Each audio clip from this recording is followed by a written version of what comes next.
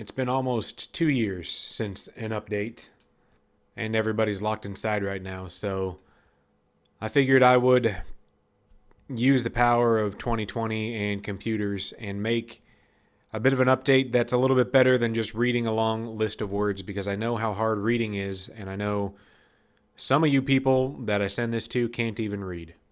So, for your viewing pleasure, here is a picture show of everything. And this is going to be a multi-part segment, probably, but I'll get through what I can, starting with the Bronco, because that's taken the most amount of time. I feel like a lot of progress has been made, though. The transfer case was taken apart for two reasons. One, because it was old, and two, because I had to change the input shaft so that it would bolt up to the ZF5 transmission. So got that all done with an advanced adapter, everything bolted up into place. It just took a long time, and that was all good. Went on to finding an engine then out of a 2011 F-150 from a junkyard. Brought that thing home for about $1,700, and it had a 6-month warranty, maybe even a year. So got it, popped the valve covers off, looked at it, looked really clean. 120 something thousand miles, but all the fluids were good, and everything seemed like it was in order there. So we got some motor mounts from BC Broncos, bolted those up to the engine, and then they just sat right in the frame rails, sat really nice.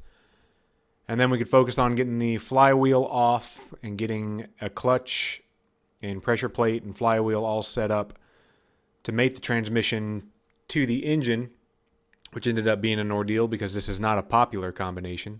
But a little bit of internet digging and some research, and a Mustang manual flywheel and a Ford truck clutch, and it all went together, no problem. So engine mated the transmission, mated to transfer case. Got a whole powertrain, and it looks pretty good. It's a pretty sweet looking setup. That engine's huge.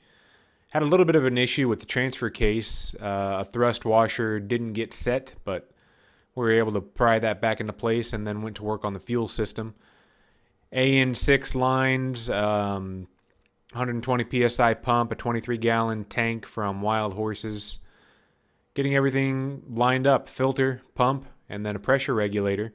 I went the cheap route. They sell $150 pressure regulators, but this piece from a Corvette, they say works just fine and regulates the pressure where it needs to be.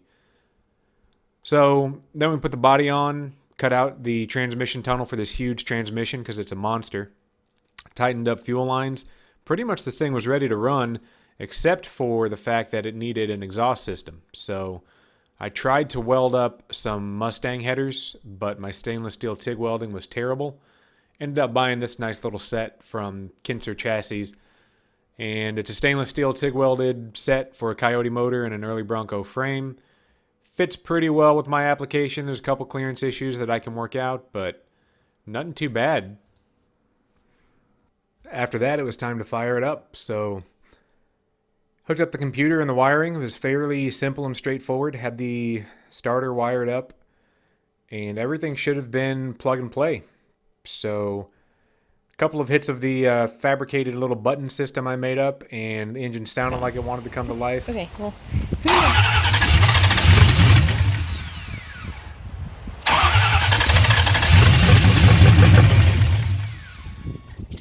Look at your face.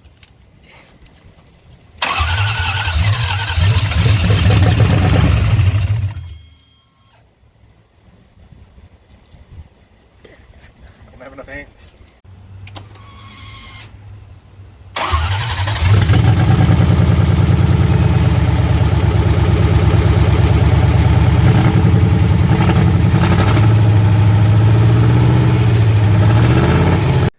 And after a couple more tries, it had a pretty good 10, 20 seconds of running. So I was pretty happy. Figured that was good enough. Never got it to run exactly right, though, and I'll get back to that in a little bit. I figured tuning was partly an issue, so that was in the plans all along. I bought a tuner. I had some custom tunes made for this engine because it's an F-150 engine, and the computer that Ford sends you is tuned for a Mustang engine, and there's a couple of differences between the two motors. So put the tune in there, and that didn't really make a difference. So I went on to other things. Took the steering box apart, looked at the internals of that. They're notoriously bad at rusting out and pitting and being pretty awful. This one looked good from what I could tell. I didn't do a full rebuild on it because that costs a crazy amount of money, and everybody does power steering. I don't want power steering. I'm doing electronic power steering. But everything looked good, so cleaned it up, painted it, put it back together, and then I went on to the other steering components, thinking about how I was going to attach the tires to each other and track bars and all sorts of stuff like that. Big news, though, is that I moved the Bronco from where it was at Diana's house over to my house where all the tools are so that I can work on it a little more regularly. And had the help of some friends with a truck, and we rented a U-Haul trailer, brought it over here. The whole thing was strapped down. It had those little net things that go over the front tires. Cranked those ratchet straps down. Car was good. We pull into my driveway after about 30 minutes of driving, going on bumpy roads and side highway access roads. When I got out of the car at my house, nothing was holding the Bronco on the trailer anymore. And it was just rocking back and forth. So it could have been really bad. It's kind of a crazy story the way that happened. But Bronco's here now. Got it to fit in the garage, which is great. And I can do more work on it. So started out doing a little bit of body work with the air tools and the good compressor that I have here, taking off all this old Bondo and paint. Whoever had this thing before did not know how to do body work and just laid Bondo on everything. I was able to spot weld or drill out some spot welds, get the rockers off. This whole center floor section is going to be replaced, so lately I've been prepping for that. Got a stainless exhaust system that I'm going to be welding and putting on, so that's all ready to go. And you can see the steering box here. Filled it up with a special gear oil, attached it with grade 8 bolts. It's pretty good to go. And I started making the steering linkages and stuff. Used 1.5-inch DOM tubing and a kit from Rough Stuff Specialties or something like that. The 3/4-inch Heim joints, and they're made to be pretty stout. This basically gives me adjustability that I want. They make some more stock steering options, but you go to any of these Bronco people and they want $300 for a steering, $400 for it. It's crazy. That's why I'm making my own brake lines. I'm making my own track bars. I'm making everything because it's cheaper and I think I can do a better job of it.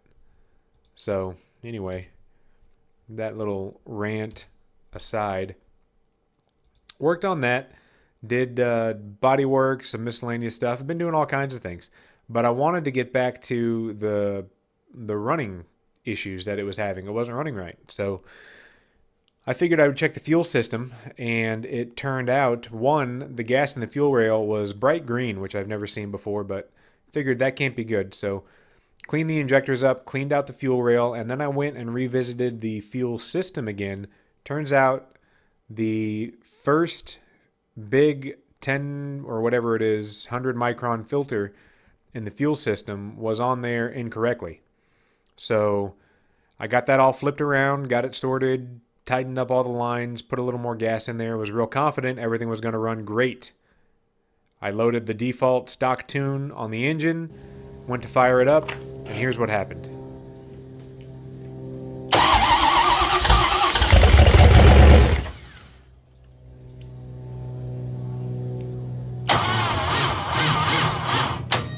Pretty abrupt stop.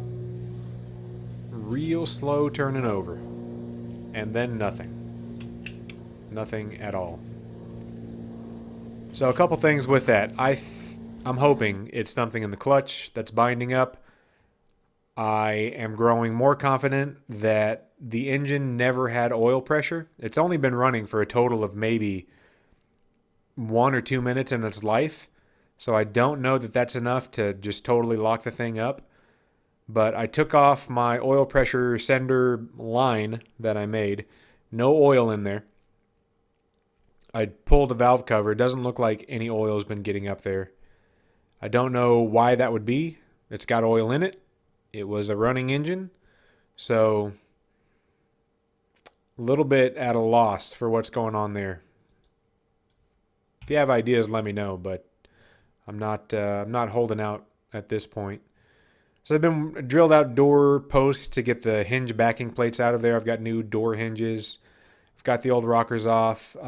Focusing on body work now, really. I got some seats from a BMW that look really nice. They'll be in there.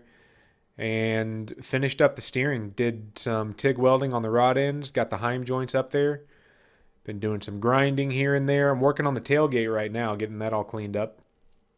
And making progress where I can. There's no shortage of things to do. So I stay busy with it. But I guess the big news is the engine could be dead.